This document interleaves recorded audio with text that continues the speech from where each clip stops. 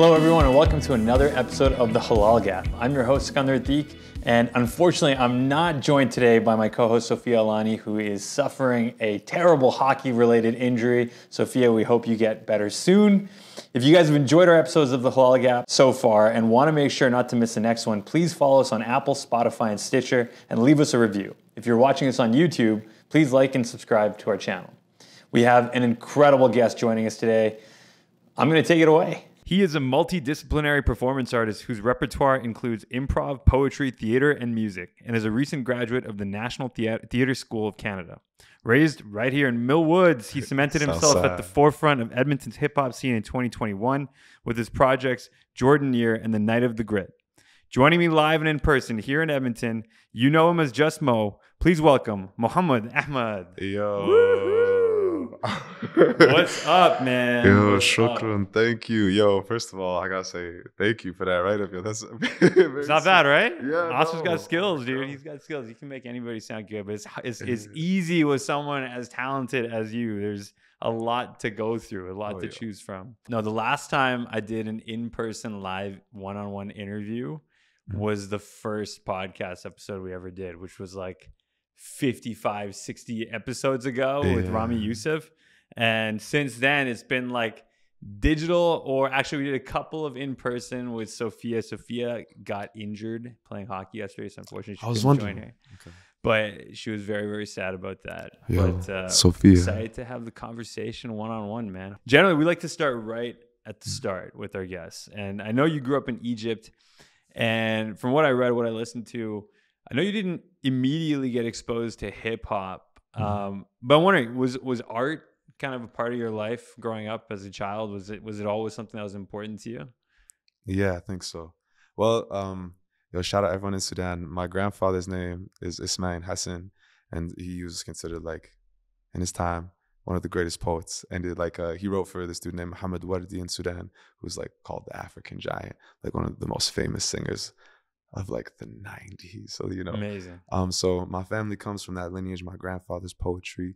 For myself, when I was young, I didn't really do too much art. I didn't really do much of anything. Yeah. When I think back to it, I try to remember being a kid, and I was just all around Canada until I was like maybe 6 years old, landing in Mill Woods. And so I was always having fun. I got my little brother with me, 4 years younger. We were just running around, but creativity, I think, for me started coming in like junior high. You know, actually, a funny little, back in elementary, I used to like actually hate hip hop. I was like, honestly, I thought I was white for the longest time, yo. I grabbed like it was grade 1, I grabbed the peach colored, a pencil crayon. I was like, oh, this is skin color. Like, this is what we use, right? I was convinced. I thought I was white for a long time. Not the case, but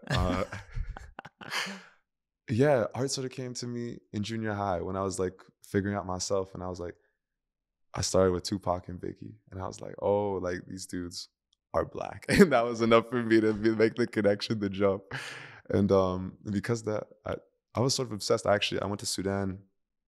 One of the first summers that I was really getting into music. It was grade 8, and I only had 2 albums on my Blueberry, not Blueberry, my Blackberry. And it was J. Cole's Born Sinner and Tupac's All Eyes on Me, and that's amazing. All I listened to, and I just fell in love with it. And that's a bit of the beginning of at least the artistic story there. Yeah. You mentioned your grandfather, who was a very famous poet in Sudan. Was his story and was his work something that was like present in your life early on, or was it something that you got exposed to later? Something I was exposed to, and something that I don't think I understand yet. My grandfather passed away when my mother was quite young. Okay. And so he's been gone, just dead for a while. Right. And but my mom always tells me stories. She loves, that's her father. She loved him deeply. And my mother got like 6 siblings. So like when I went back to Sudan, whenever I go back, I hear a million different stories, right? But now I'm grown up. I'm 24. It's not really grown up, but like I'm older, and I'm doing this art thing myself. And in a way, like I want to hear those stories again. There's like a different context for me. So I don't know too much about my grandfather other than the accolades he's received. My mom tells me it runs in the blood, artistry. My father was a writer too, political journalist. Also just a philosopher. Sami Salim was the name. And my mom says like his way of thought and life, is like leaking into her kids too. But I didn't really hear too much. Yeah. I'm more interested in it nowadays. I'll tell you a little funny story actually. It was like 2-3 years ago. I was going to school at the National Theatre School, and we were doing this solo project where we like pick apart our lives pretty much, and we try to make a 5-minute piece, performative, about how we ended up at this school. And for this project, I asked my mom for my grandfather's writing. It was my first time reading it. She sent it to me in Arabic. I couldn't read it. I translated it, and it was rough. It was a rough as translate. Can I swear? Yeah, you can do whatever you like, cool. It was a very rough translation. It was through Google as well, but I cried reading it, because he was talking about being the Sudanese man, Arab mixed with warm African blood. And I just thought to myself, that's me. Like, that's my grandfather's words coming down. And like, and if I think about my heritage, that's me. Right. And it was a powerful moment. So I do desire to find more of it. Yeah. But it might take time. Is it accessible, or is it something that you have to kind of track down? My mom got some cassettes of like all the songs that my grandfather wrote. But the work my father and my grandfather's work is inaccessible to me right now, just because I don't read Arabic like fluently. Right. And that seems to be the barrier. Yeah, it is one of those things, right? Where even as a translation, like something like Arabic specifically, it's like there's so many nuances in the translation of Arabic that I think unless you actually fully understand the language, like a Google Translate or even someone just trying to translate it for you is not going to do it justice, you know? Yeah, not at all. Like, I think the best way is probably, I want my mom to read them to me and then she describes her interpretation. Yeah. Or even like my aunties, I think that'd be funny. Man, that could be an amazing project. If you like just sat down and recorded them as they read back, or, you know, recited back the poetry of your grandfather. Yeah, well, yo, as you describe that, I think it's like so many of us like immigrant kids, we have like that story. And I feel like, as you mentioned that to me, like I'd never actually thought about that. Like recording the process of like, there's just, what am I trying to say here? No, it's the journey. You're trying to capture the journey, right? Because like so many of us, myself included, like we don't like growing up as immigrants. I mean, we don't really, it's not really part of, I guess, what we're taught to like sit down and ask your parents questions. You know what I mean? They never even answer a question to begin with. Like, yeah, but it's such a fascinating thing when you get a chance to dig into it, right? So, yeah, interesting lineage. And I'm sure, like, you know, as you do peel back the layers, it'll only, you know, probably help to grow your existing path, right? I hope so. Yeah. Have you yourself found like anything like that as well? You know, it's interesting because my father, he passed away a year and a half ago, and after he passed is when like I started hearing a lot more stories about him from like all sorts of people, you know, people he knew like 20-30 years ago, people he worked with more recently, you know, people from family, all over the place, right? And it is one of those things where, you know, I don't know if I'd say it was a regret, but it's definitely something where it's like, man, like it's too bad we don't really take the time to sit down and just chat with our parents more. You know what I mean? Yeah. It's sad, hey, because like my father passed away as well. And like do you still like remember how he sounds? Oh yeah. Yeah. Yeah. I'm on the other end. What about you? When did you pass? I was young. I was 12. Okay. Yeah, so I don't remember no more. But it's I had so many questions, especially like my body now. Yes. Imagine if you could ask the person that passed away questions that only come up after they pass away.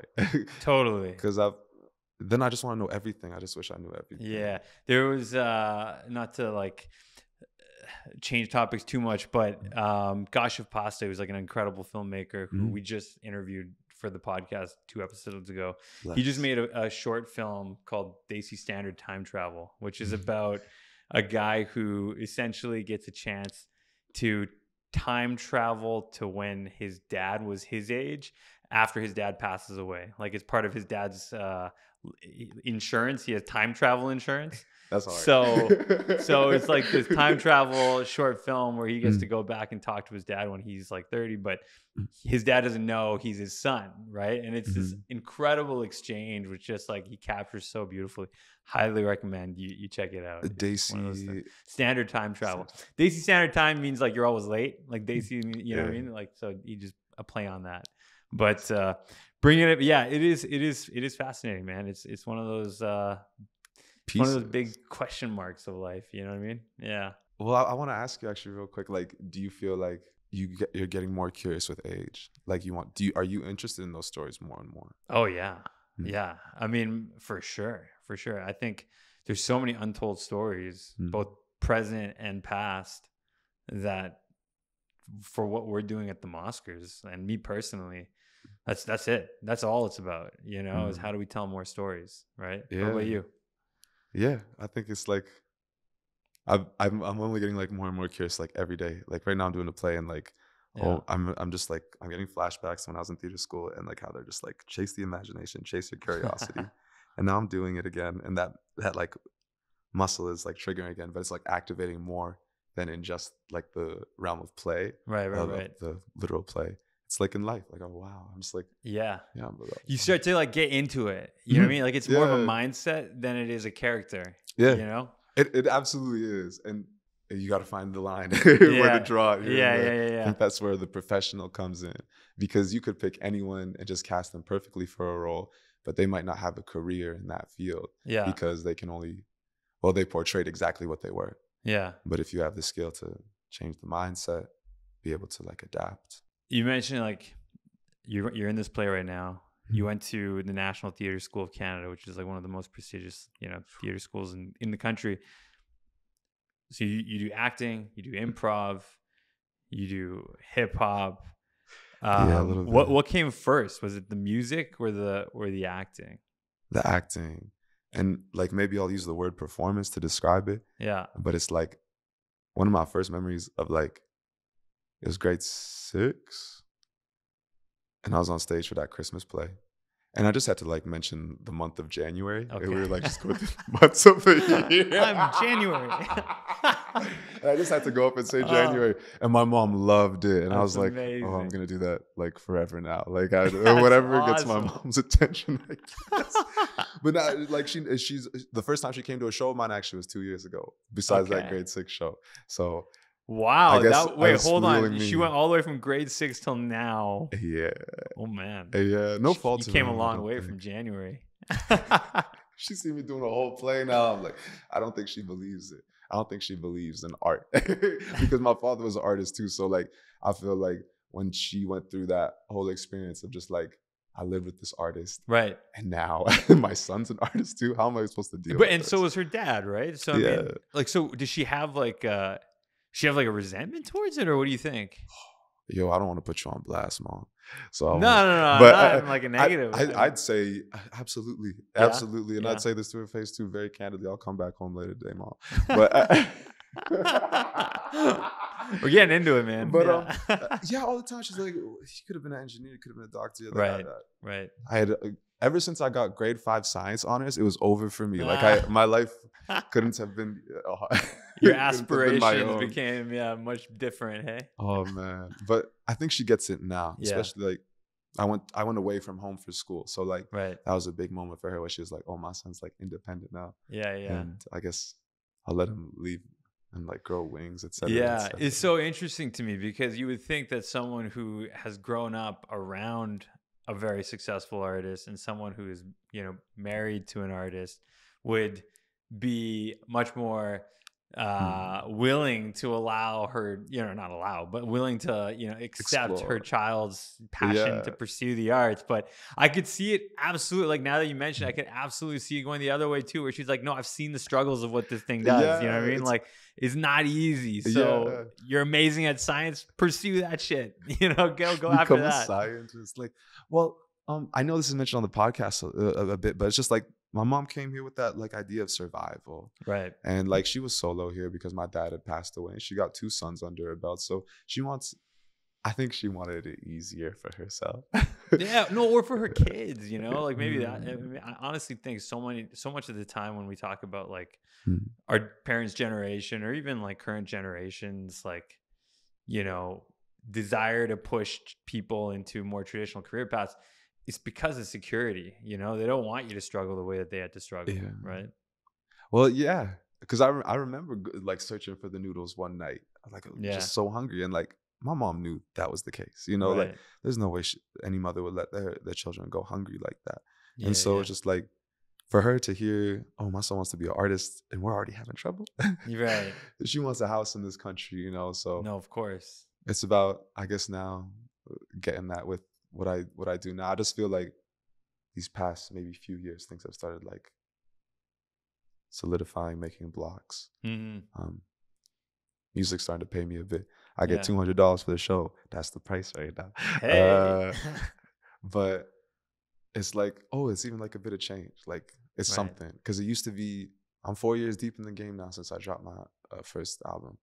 And it was free for 3 of those years. And then just last year, the money started coming in. And it's like little by little, you know, and it's like, it's the rap game, and it's the rap game in Edmonton too. Right. So it's like, this is for everyone out here, but it's like we mostly perform shows at Collab down here. Like, what street is that? Like, I don't even know, 104 or something. We went though. Asif and I went a couple of years ago to one of your shows at Collab. It was awesome. Yeah. At the Ego joint, eh? Yeah. That was wicked. Blessings. Do you feel that sense of responsibility given the fact that, you know, you're growing up how you did, and with your mom, you know, obviously wanting the best for you, but also, you know, I'm sure as are you the oldest? Yeah. So like a sense of responsibility likely as well. Like absolutely. Absolutely.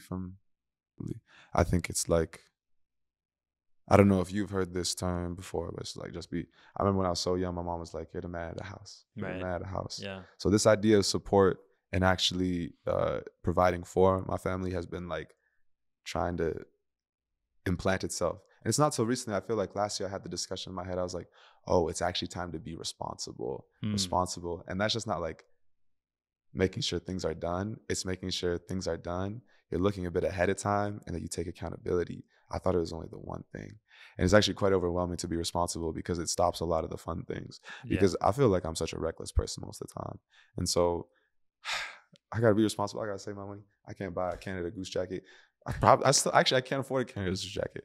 But it's not worth it. It really isn't. I need something warm. I've been so cold these days. I don't know why. But yeah, absolutely. I feel the responsibility. Yourself? Yeah. Oh, for sure.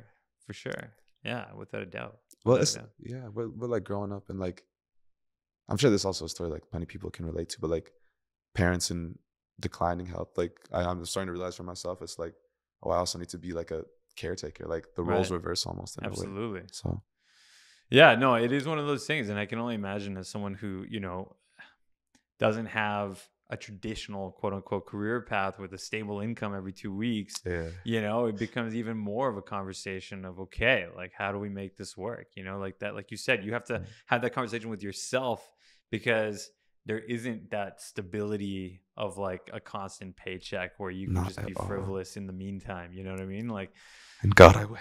Yeah, no, but it also, I bet you, is what is gonna, you know, eventually, inshallah, drive you towards success, because it's that hunger that's required, right? Yeah, I feel like, yes, it's required. The hunger is required. Like, I'm trying to get to a point where like, I'm not gonna be living in the suburbs, but I'm gonna be bringing like my family from Sudan over. Like, these are the type of aspirations that I have. And to have those types of aspirations, not only do I need like the financial income of maybe 6 figures to be specific with it, but like, I also need the knowledge. How do I get my family over? How do I deal with these borders? How do I deal with visas and things like that? How do I deal with making a home, like a family? Like, how do I deal with also just like bringing people from one country to the other? Right. And then I also want to be able to provide, I want to be a bridge in a way, you know, like. Yeah, absolutely. My mother came over here solo dolo, so I just run it back. Right. Yeah. And that gateway, I mean, it's so powerful for future generations then, right? Yeah. Continue to build on it. Yeah, because like I don't even know what the idea of Canada is anymore. Like this country that we live in. Like, yo, I'm about to say something. Like I don't know. Like I'm about to say something. It's like okay, no. Go with it. Go with it. Yeah, well, it's just like, yo, I'm dating a white person right now. Oh, sorry. And it's like I think about it, and it's like, if I had a kid with this person. Mixed child, right? And then what if my mixed child falls in love with another mixed person, you know? And I'm like, right. Then what's the mix here? And then I feel like it just go deeper. We're all going beige, man. That's what we're all going beige. I'm married to a North African who looks white. Yo. So like she, you know, our kids are definitely gonna be a nice mocha, like a light, heavily milked up mocha. Yo. Inshallah. Inshallah. But I feel like, oh, this is like such a land of and there's like a complex discussion around this, et cetera, et cetera. But like, this is really like the melting pot in a way. And like, terms outdated, whatever. But like, I don't know. It made sense to me recently. I was like, oh, I guess how I feel about it right now. But like, okay, what do you think what do you think that says about, and I think about this too, right? Because I'm married to someone who's not from my same culture, and you know, what do you think that says about holding on to tradition and lineage of where you come from, and you know, being a Black person in Canada, if you did have a mixed race child who, for example, looked like white passing or whatever the technical term is now, you know, how does that change your perception of your surroundings? Yo, I feel like I'd never understand the life that they go through. Because I feel like when I was growing up here in Canada, as I still am, there are a lot of things that my mom doesn't understand. Or maybe I'm being arrogant about it, and I'm assuming that she doesn't understand it because she grew up somewhere else. I just feel like the world that my kids grow in, especially if they don't look like me, is going to be so different from my own experience. So for that kid, I'll just tell him that I'll hold him up. like, and I'll bring my culture with me too. I'll bring every last bit that I can. I know that something will get lost on the way, though. And what did Newton say? Like it's freaking, you gotta lose something to get something. I know that ain't really what he said. If Newton said that, Newton's a G, man. I like the paraphrase, though. Yeah. Every law has an equal. Action equal and opposite reaction. Yeah. But I like the way you said it better. That's going on a T-shirt for sure. Gotta let so go. Yeah. But it's true, man. It's true. And like, I think what you said about how you want to be that bridge towards your relatives and ancestors back home to allow them an opportunity to come here. I think that's also how you maintain culture, right? How you maintain your own piece of identity. You know, you can surround whatever the race is of your, you know, whatever the color is of your future children, you still have influence from those around you, right? As part of it's part of who you are, who your children will be, regardless of anything. Right? It's why I think family is so important. I feel like it's almost novelized in a way nowadays. Like people make family like this thing to do, like it's almost trendy, but it's like really how we live, right? Like we all had units and they all behave in like incredibly different ways. But, you know, I think it's actually like one of the most important things to figure out how you're going to build your life for yourself and afterwards. And some people are on solo dolo shit. Some people are just like super hedonistic. Some people actually don't give a about life. And so, there was something I was going to say. I cut you off with my nonsense. No, not at all. Like you sparked the idea. I usually cross my fingers to remember, but I didn't cross them this time. That's all right. I'm sure it'll come to you. I'm sure it'll come to you. I want to go back a little bit to what we were talking about in terms of like the multidisciplinary aspect of who you are, right?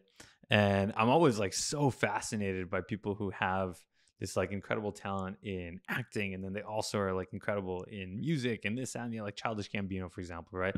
Total absolute rock star, like comedian, actor, obviously an incredible musician, filmmaker, TV, you know, making an incredible TV show. Like, shout out Atlanta. That's so good. Like you as that kind of a person, as that part of an type of an individual, do you see it as like, I got to take one hat off and put the other hat on? Or do you see yourself as like I'm an artist, I'm a creative, and I'm telling stories, whatever the medium is?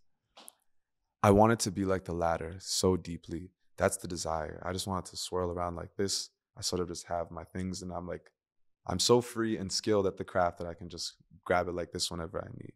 It actually ends up being the hat thing almost all the time though. And that's difficult because I'm not good at everything. I think I'm most in particularly good at writing. I think that's like my favorite thing.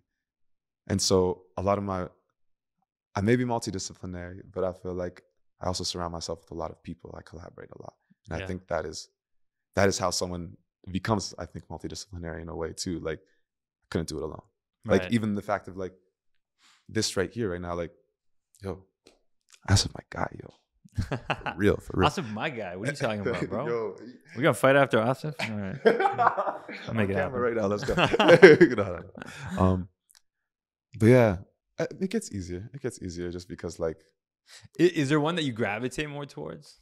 Like as a medium of storytelling?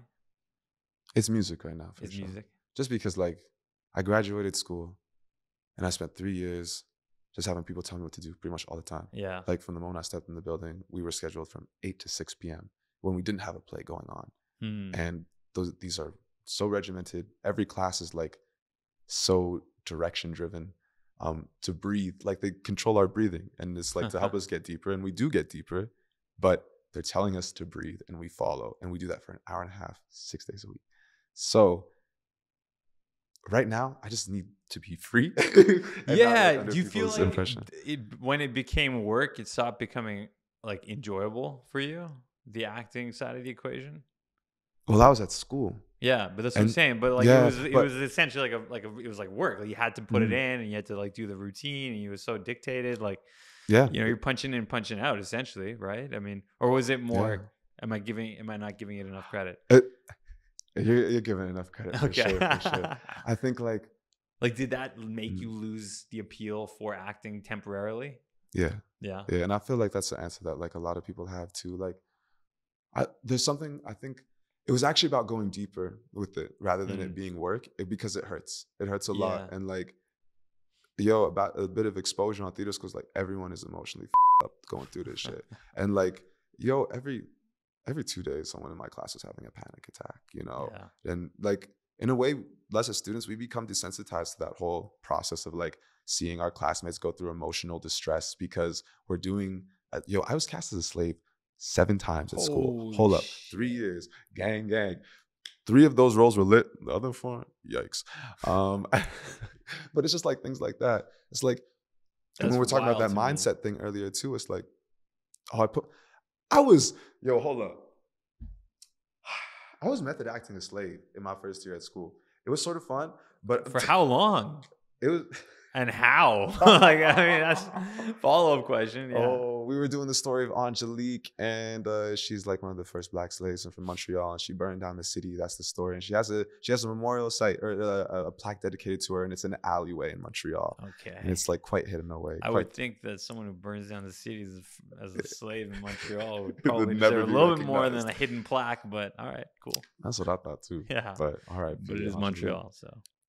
But I was playing this character Cesar, and I remember because we were in Montreal, I'd go down to the old port where these slaves probably would have gotten off. And I remember because they got cobblestone road, I took my shoes off. I'm like, I'm gonna walk this. I'm gonna feel how Cesar walked in this. So I walked that, and I remember there was this military surplus store nearby, and it was like right around, like they had some items from like way back. And I was like, I grabbed some of those clothing items, I put them on, and then they also had some bullet shells. And through the story, there was like use of guns. And I was like, I remember Cesar. And I was like, he picks up a bullet. And so I got a bullet casing from this military store, and I just carried it with me everywhere for like the next 2 weeks. And whenever I was thinking about this character, put my hand in the pocket, and I'd like do this, and I'd be like, and that would be like my method for that role. But it's like, actually, I don't know why. I just wanted to share that story, I guess. No, that was amazing. That was amazing. Yeah. No, you were mentioning how you were cast in 7 different roles as a slave. But that was one that was worth it. It sounds like Cesar was lit. Yeah. Oh my God, Susan Laurie Parks playing Hero was really good. But generally speaking, like you found that afterwards, it didn't drive you to say, I want to jump into this head first. Instead, you're like, I need a break. I need a break because Yeah. it was too intense. Yeah. That's too intense. I'm with, and like the thing is, I'm in a cohort of we were 14, we went down to 13, but everyone is going through the same thing too. So that emotional intensity for myself, yo, if you're even empathetic in the slightest, you walk into a room, one person's having a bad day, especially as actors, we're always walking the space, we're always in each other's face. It's like, yeah, I felt like I was like 13 different minds at once. And like, I was just so happy to come back to Edmonton after school and just like have my peace of mind in my own brain for a second and my own friends that weren't people that I just saw every day, even though I love all y'all for real. But like, oh my God. Oh my God, my head hurt so much. And I didn't realize till I came back. Yeah. So you come back to focus more specifically on your music. Yeah. To take a step back, tell us, like, how did you choose on Just Moe? Obviously, we can probably guess like what the most is short for, but why Just Moe? Because I just want to be myself. Yeah. I was really inspired by like people like Kendrick, where his name's just his name. Yeah. And I was like, I want to do that. But I was like, wait, there's like a million Mohammeds in this world. I'm like, Moe. Well, there's quite a few Moes that rap as well. Just as many Moes. It was actually supposed to be, I remember I was in a group chat with a bunch of my acting friends. And I sent them like, yo, should my name be It's Just Moe or should it just be Just Moe? And they were like, the it's is a bit too much. It should just be Just Moe. It was like the Facebook moment. Yeah. Like drop the duh. Yeah. But it actually was on Facebook Messenger. Oh, there you go. Yeah. There you go. I had the Facebook moment. Ding. But yeah, it was. I guess I try to just be myself, and I guess I'm also figuring out what it means just to be yourself. But that's what Just Moe. Right on. There's a lot of conversation happening right now about like names, especially, from a Canadian standpoint, ethnic names or foreign names or whatever the case may be. Muhammad's like, Mr. McLovin taught us it's the most common name in the world, but still obviously not something that a lot of people can easily pronounce here in Canada. Do you ever think about that? Do you ever think like, okay, I have a responsibility to be like Mohammed, or I'm cool with just being Just Moe? It's a deep question. It is. It's a very deep question. We're here to have him. I think I'm gonna take that responsibility on later in my life when I'm a bit stronger. Does that make sense? Because I feel like right now I'm still learning a lot, and I'm still trying to figure out exactly who I am with this voice, So it's Just Moe for the moment. I don't think it ever become Just Mohammed or something like that. Yeah. But like maybe in the way of like, I know my mom actually said this to me. She's like, you got to write a record for Sudan. Like you got to stand up for your people. And I was like, just give me a bit. And I think that's when that sort of transition happens, where it becomes a bit more worldly, a bit more less of an experiment and a creative venture. But now it's like a message and a voice. Yeah. I wonder when that happens. I don't know. Well, what is your process right now? Do you start with it being more, I need to write a record, so I'm just going to put pen to paper? Or do you start with the idea first then allow the record to come? All idea. Maybe I have a beat that comes to me, but I live with like, I have a bunch of lyrics. I live with them. Like I look over them and I'm like, oh, that's how I felt this day, etc. I pick these things apart and then I make the record. But the record spurs from a feeling. And that feeling could be like, I did like a Bitcoin commercial. I was in Toronto and I met Scottie Barnes. And like, I was like, oh, I just got paid off this. Like my first real check in Toronto, I met a from the Raptors. And my boy Dwayne sends me this beat called Snappy the same day. I'll play it and I'm just like, oh, all this gonna come together. I'm gonna live with it. And I just remember saying, oh, I feel like Scottie Barnes. And I was like, okay, I'm gonna write a record, like following that. So maybe that's like how a process can start. And then like maybe a song, like quite literal time, pen to paper, like 3 hours writing. Okay. But sometimes I do trust when a block is happening. Yeah. It's something I don't force it like that. If I'm like, oh, this isn't coming out right now, or if I don't like it, I'll scrap it. And I'll like wait a couple of months or maybe a week and I'll just listen to the beat. Yeah. But it's not very obsessive for me right now, at least. It's like, maybe I'll do that like every once in a while and then live life in between as is. So. Do you have like a common theme or like a vision or like a purpose that you're trying to tell with your music, or is it a reflection of who you are holistically? Like you know what I mean? Like, is there like a guiding light for you? Yeah, my brother used to always ask me this question, or an answer I'd always give him, rather, is a better way to put it. It's like, I'd always be like, just be yourself, whenever he was quite confused or something. And I remember him being like, I hate that advice. Like, it's no good. And so I guess in a way, I'm just sort of pleading for people to like really just be honest and like themselves. Like my first record, Smile, that I dropped back in 2018, like it wasn't until maybe I look back on it now and like I put a filter on it, but I feel like I was saying like, yo, Smile, there's like there's 1,000,001 ways to die, but 1,000,002 to thrive. I said on the last record, and I was like, huh. I look back on that, it's like, okay, yeah, just make sure you survive, and like, this is worth it. So actually, I guess that's the message. This is worth it, life, and just be yourself. So that's, I feel like, what I'm building towards, I guess. Yeah, right on. When you're doing your different types of art, whether it's, you know, the acting or the music or improv, do you find that, are you the same type of artist, or do you have to take on different personas depending on what the art is or where your mindset has to be? Yeah, okay. I'll organize it like this. Music, I'm most free. Acting, I'm most restricted. And then improv, is right in the middle, where I'm trying to like balance those worlds. I like acting with the restriction on occasion. Sometimes I just need routine. Like the gig I'm doing right now at the Citadel is like, we're in rehearsal from 10 to 6. It's like, it's my 9 to 5. But I get to be creative instead in the middle of it. But that structure allows me to be tired enough to go to sleep at the end of the day. And like, oh, I'm busy, so I need to figure out when I'm going to do things. Right. Like my day isn't just entirely free. Maybe I'll come across laundry because it was conveniently in front of me. Like, I'm not home. So I like that when I need it. Right. But I honestly prefer to be right here in between the music and the improv sort of feeling. Do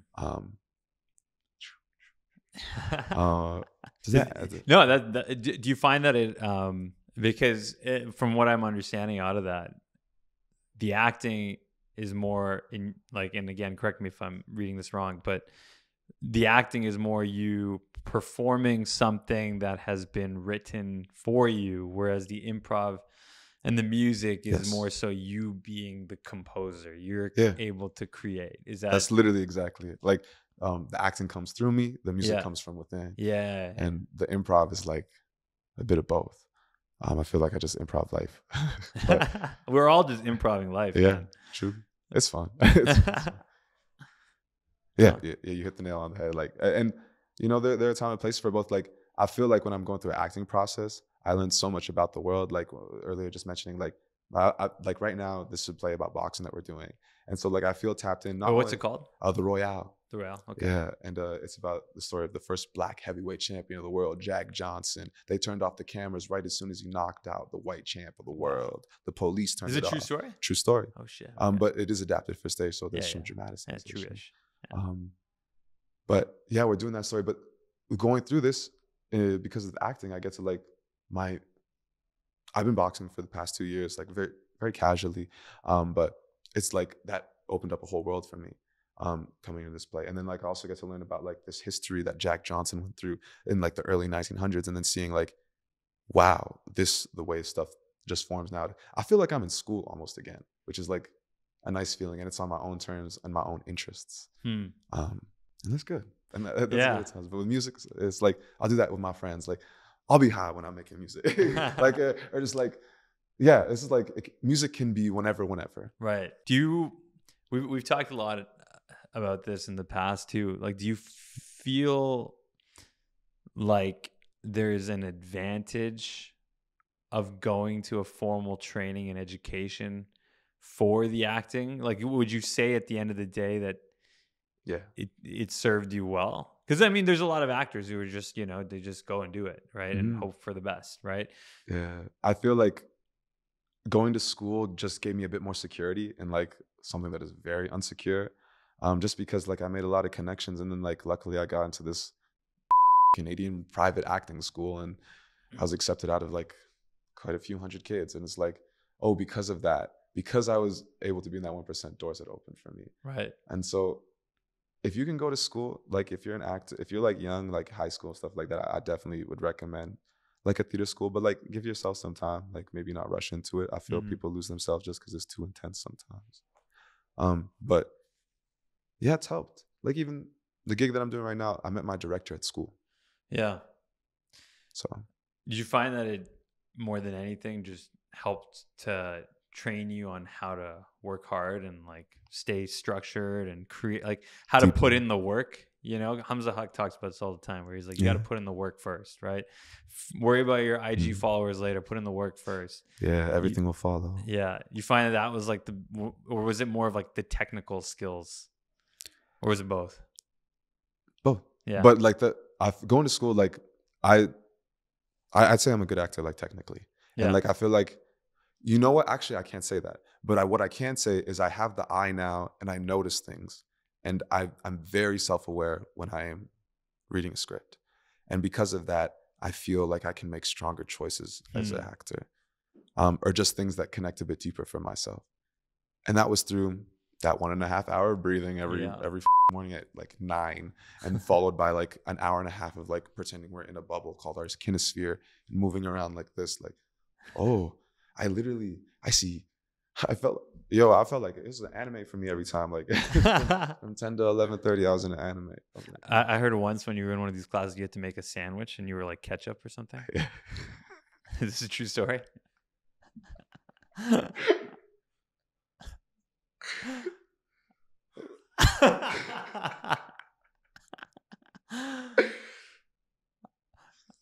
A soft pass.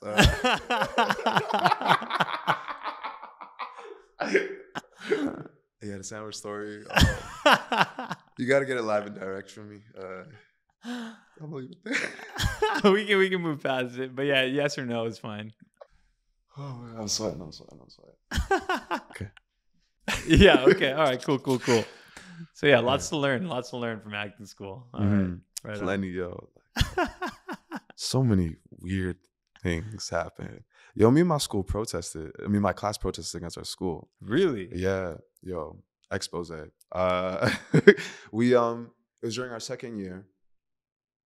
As I mentioned, there's just a lot of emotional distress that happens at theater school. And we were trying to just like fight against that. And so actually one of our classmates was potentially leaving our class at the time. They were going to take a bus back home and never come back. It was our impression. And I remember talking to my class and I was being very dramatic about it. I was like, there's a storm coming, guys. It's November. And they all came to my crib the next day, the 12 of them. And we wrote a document asking for like, oh, when we're in this breathing class and any of us are going through a moment like that, we should be able to step out. We weren't allowed to step out. And it didn't feel like we could step out either. So we tried to insinuate this open door policy for all of our classes. And we also tried to like, hyper-specific casting must be discussed with the students is what we wrote. And we were the idea of me playing 7 slaves, that's why we was writing that type of shit. Wild. Like, and they threw it all in our face. And also one of our classmates was like disabled and had trouble going down the stairs. And so we wanted one of the theaters that was located in the basement to be changed to the one that is not in the basement, so it was easily accessible. That was at the end of our document. They threw it all back in our face. And I just remember it was like a 2-month process. We were off school for a couple of days. The whole class ended up being shattered because people don't want to make teachers mad. I remember that first day we walked in with the papers, the documents. We went in like a squad. We were really together. As soon as the first teacher started crying, we lost some people along the way. And then the second class, we lost a couple more. Lunchtime, we lost a couple more again. But it was a tough time. But we protested. And after this like 2-month thing where we were just in meetings all the time, they made us apologize to them one by one. Do you guys have anything to say about how you've affected your school, how you affected the National Theater School? I was talking with this woman at the end of my second year, right after our protest. Yo, they're about to kick me out of the school. They put me on probation, everything. I did nothing wrong, but to say that the bullshit that you were doing. If you go to theater school, and it's for anyone, white, black, Asian, brown, whatever. Just be careful. Be careful. Find your people in and out of school. And if a teacher's being up, tell them to their face. This moment, I remember after the protest, she was so salty. We had this huge final performance. It was the first time people were allowed in our school to be at a performance again after COVID. And we were singing. It was like the end of the year before Christmas. And then the whole audience stands up. And I just look in the back. She's sitting all the way in the back with her assistant, right? We're both sitting down, won't even get up. They're not even clapping. Everyone else's families are going crazy. I'm like, that's our artistic director, like the person that chose all of us apparently hand by hand. They don't even want to stand for our performance. But why? Just because you guys protested? Yeah, like they were pissed. And I'm sure that they, and I brought it up to them and they didn't say anything about it. When we were in that meeting, I'll let you right now. I said, why didn't you stand up during solo song? You went, oh, I don't always stand for work. And I just thought to myself, your own students, you won't stand for them, hey? So it just makes you think. No, it's valid, man. It's valid. And this whole theater, I was there for 3 years, man. 3 years. 3 years. I'll never get back. 3 years that changed my life. 3 years for the better. But it's just 3 years. 3 intense years. And I'm sure people that have gone through like conservatories as well will maybe understand, but it's like, oh my God, it's such a cesspool. It's such a cesspool. It's so fun. Yeah.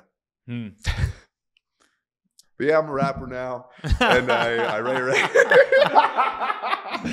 records, and I don't know.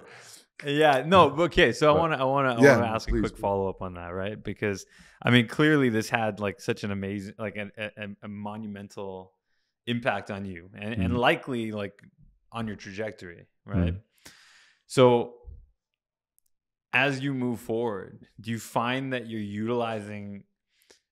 Let me put it differently. Do you find that like your acting abilities, your improv abilities, do they help or hinder your hip hop abilities and vice versa? Like the fact that you can think in this creative fashion, does it help your more structured, rigorous, 10 to 6 and vice versa? Or is it kind of...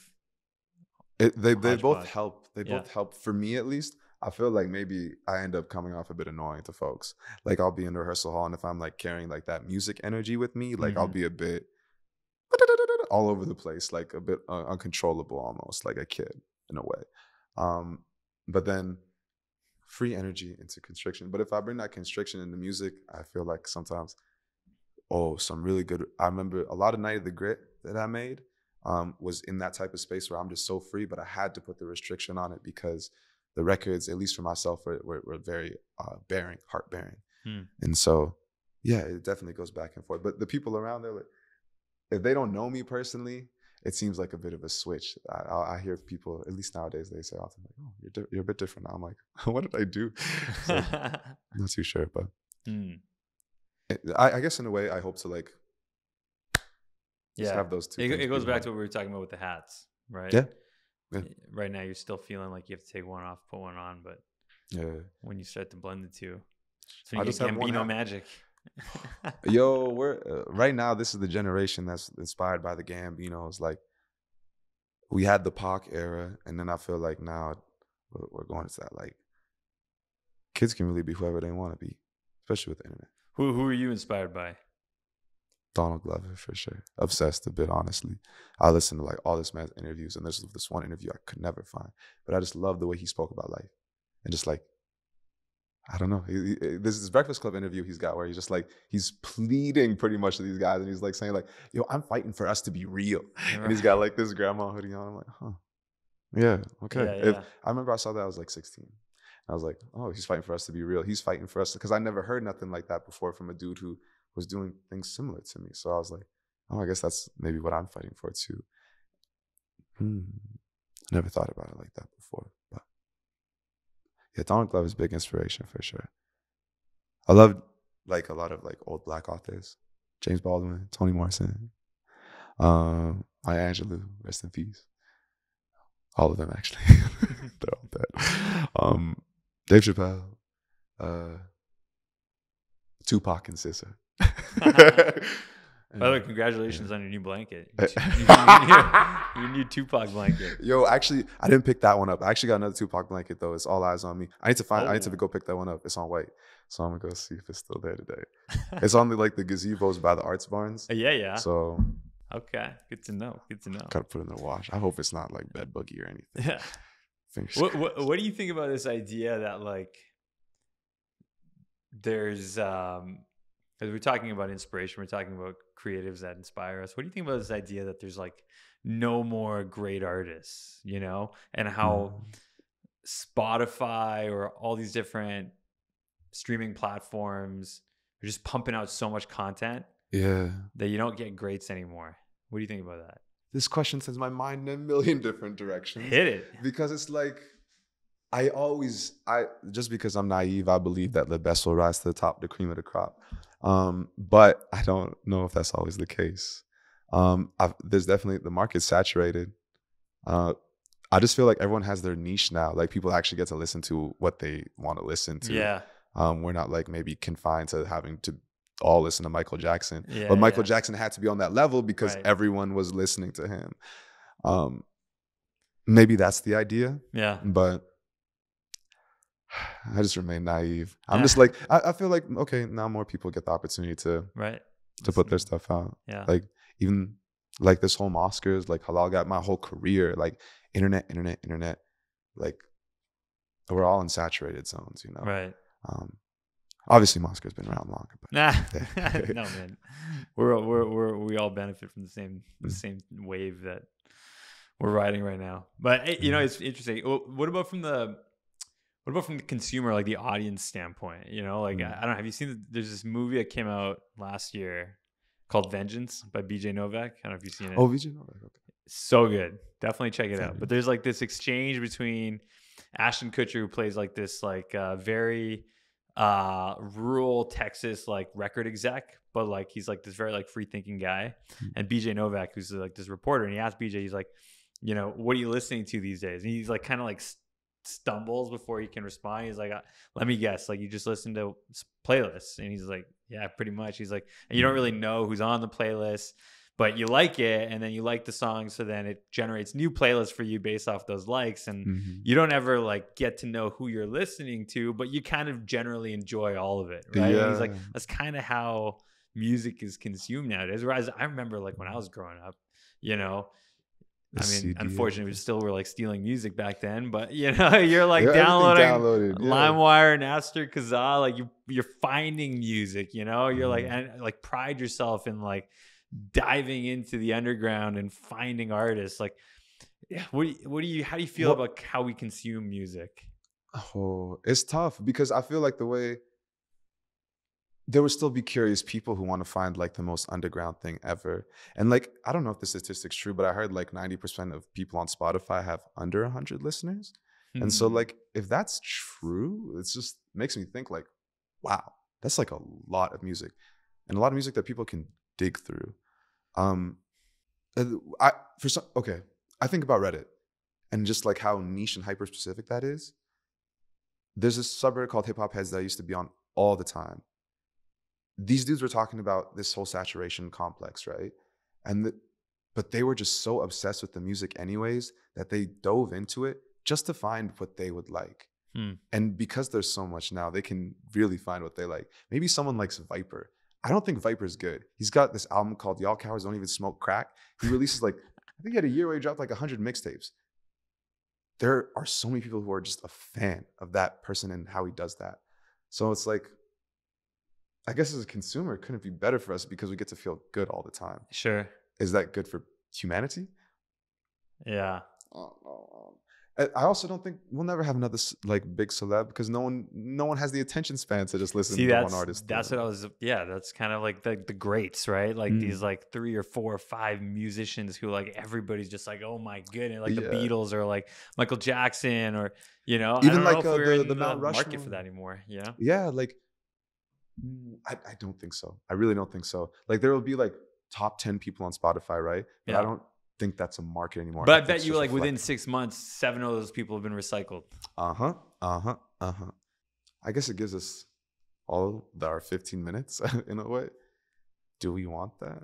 Well, like, would you take your 15 minutes? Like, if you could have like all of the Mosquers content and just like any of your personal projects come to fruition immediately, and then you were able, they gave you like $250,000.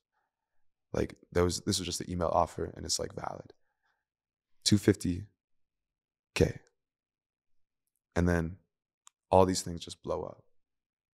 But this is the only time it'll ever happen. Yeah. Would you take that?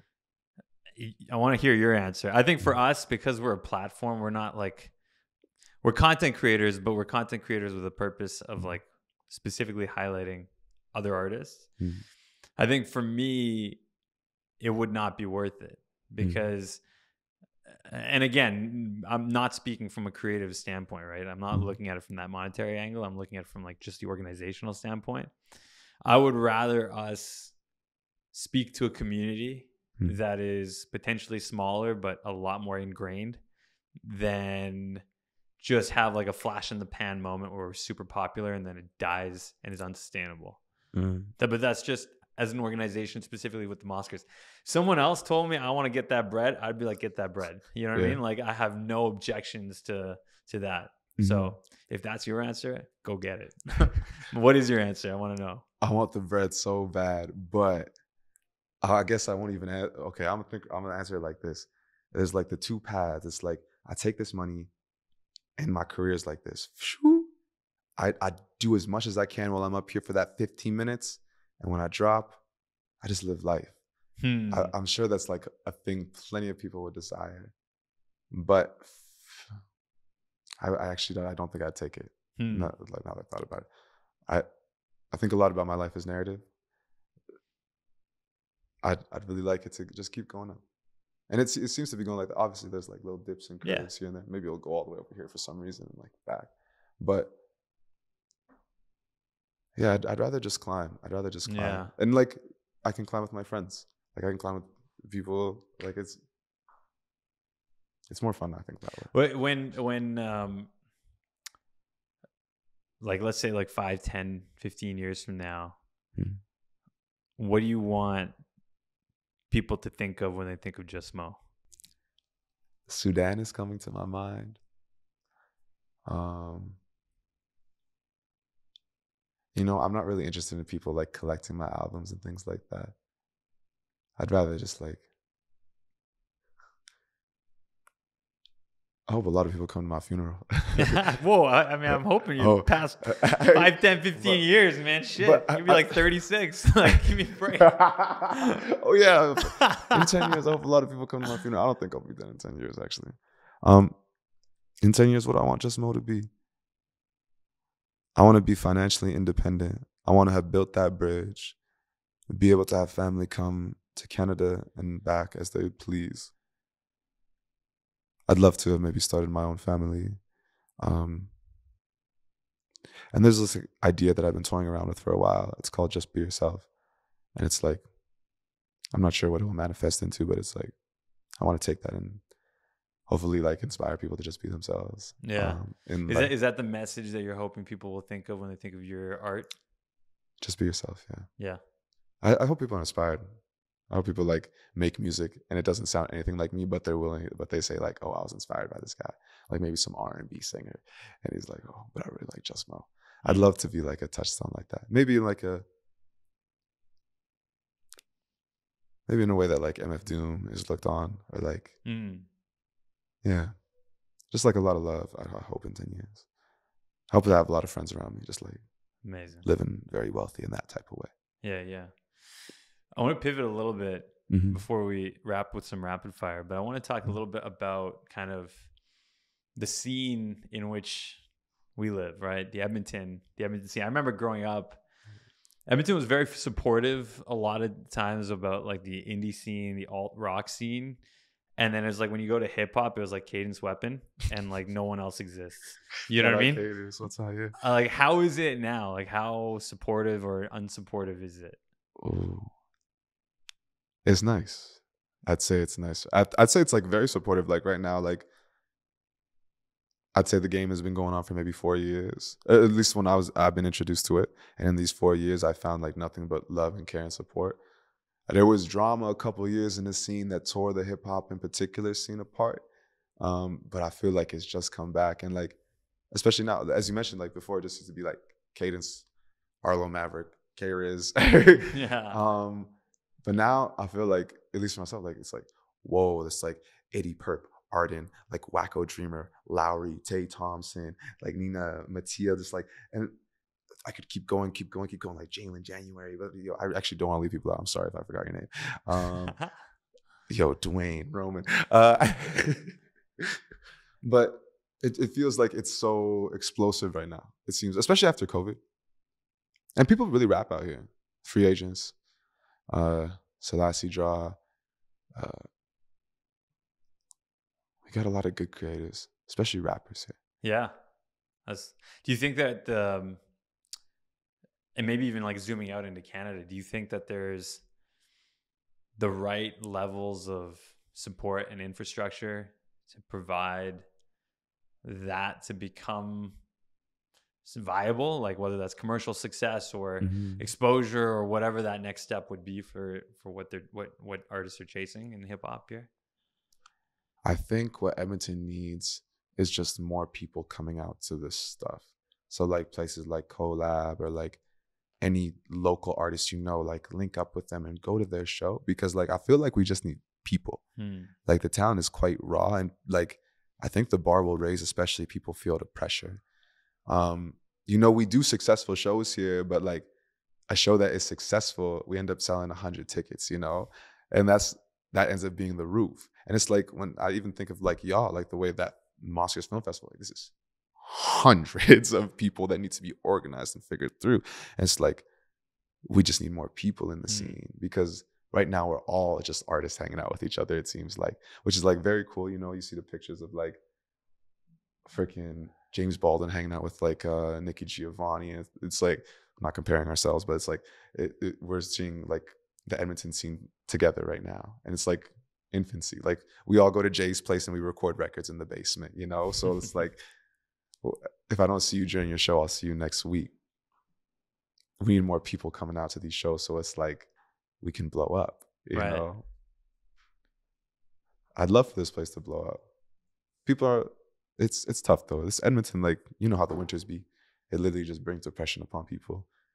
But that could be the makings for the best music, man. Yeah. And that's why, we experience every season so intensely over here. And I feel like as people, like, I don't know, there's an emotion that's got to come from that. And if you're like musically the inclined, winter blues, that's like a real thing. Shout out Bridget Malone. She got some crazy records out right now. All from that winter stuff. Wow. Yeah. There you go. But what do you think Edmonton needs? Because obviously, too. Like, I mean, we're proudly Edmonton. You know what I mean? Like we lean in hard wherever we can. I think Edmonton needs to do a better job of telling its own story.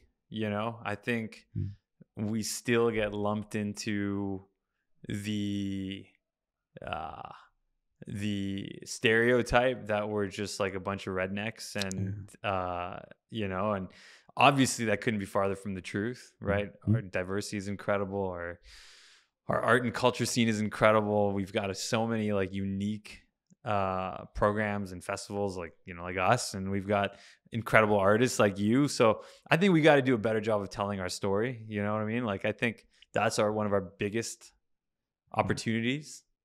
But you're right. I mean, people gotta show up. People gotta support. People gotta be at these events, because that's also like, it makes people a part of the culture. Like 100%. Especially if like you go to a show and they blow up afterwards. You're like, I was at that show with 100%. like before they blew up, and it was just like, that's Edmonton. Like they were hanging out with my friends that we went to WP Wagner with, Yeah. And it's like, oh, people will say shit like that, and then it just like ingrains more and more and more, and then like people are proud to live here, and they're proud to go. They're excited to go outside because they might see someone, or and like. Well, and you know what that creates? It creates like, it's a self-fulfilling prophecy then, right? Because you think of like in Seattle, like they've got the Crocodile Lounge, and like LA, you got the Viper Room, like all these venues where these like incredible, huge artists like played when they were young and they were up and coming.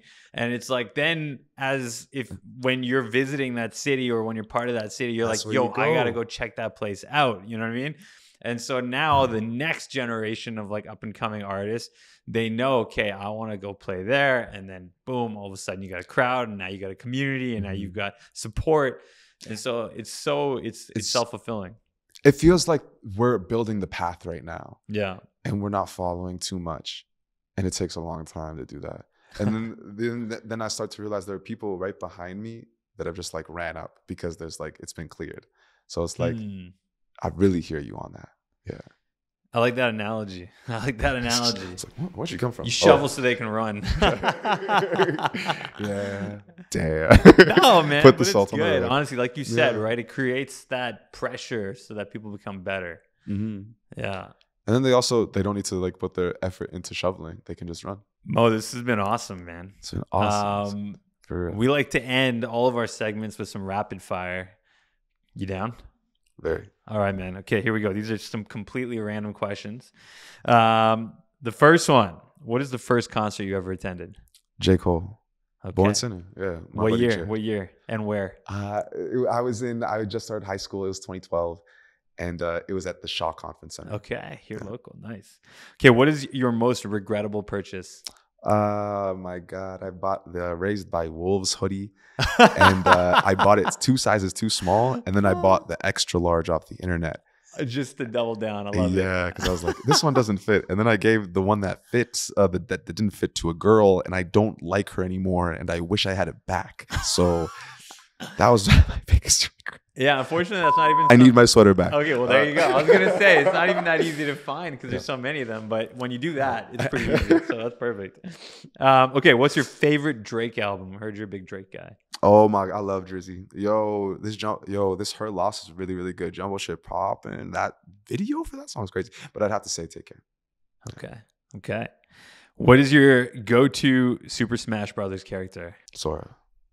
Which one? Sora. Oh, that's like a deep cut, man. Yeah. All right, I like it. Pichu. I really like Pichu. Okay. I'm really good at Smash, no cap. All right, I'm switching up our last question. Sorry, Sofia. Sophia likes to ask about potatoes, and clearly I'm just not a fan. Sorry, Sophia. What is the most guilty pleasure show you've ever watched? Chunibyo and Other Delusions. What is that? It's a slice of life anime. It's Okay. very cute. It follows the story of Rika in Utah, and they go to school and they got powers and stuff. But like, That sounds amazing. it was really fun. But I was like, whoa, what am I watching? All right, open up a whole new door. I was expecting like Love Is Blind or something, but this is perfect. This is even better. I'll shout out all the anime guys, the weebs know. The weebs know what I'm talking about. But that's perfect. That's awesome.